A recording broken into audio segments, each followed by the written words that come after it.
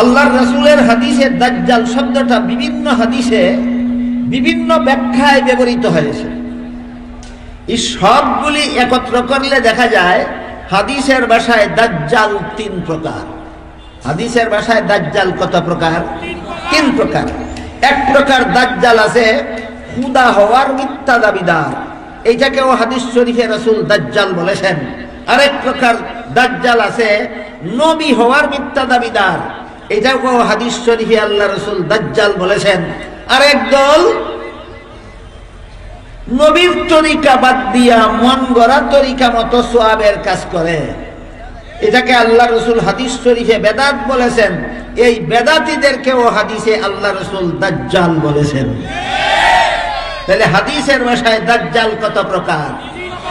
খুদা হওয়ার মিথ্যা দাবিদার এক নম্বরের দাজ্জাল, নবী হওয়ার মিথ্যা দাবিদার দুই নম্বরের দাজ্জাল, আর মন গড়া পদ্ধতিতে সওয়াবের কাজ করা, ইবাদত বন্দেগী করা, যেটাকে হাদিস শরীফে রাসূল বেদাত বলেছেন। এই বেদাত যারা করে এদেরকে হাদিস শরীফে রাসূল তৃতীয় প্রকার দাজ্জাল বলে উল্লেখ করেছেন।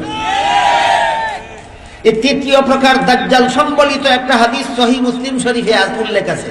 সেই হাদিসে রাসূল বলেন,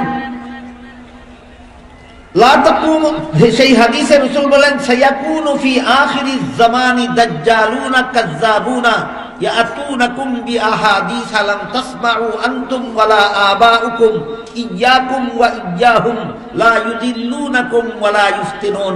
হাদিসের মর্মার্থ হলো আখিরি জামানায় মিথ্যাবাদী দাজ্জালের দল বের হবে। আখিরি জামানায় মিথ্যাবাদী দাজ্জাল, একটা দাজ্জাল বের হবে রাসূল বলেছেন না, দাজ্জালের দল।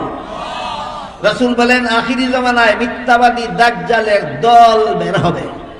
রাসূল বলেন তোমরা আমার উম্মতেরা দাজ্জালের দলকে চিনবে কিভাবে?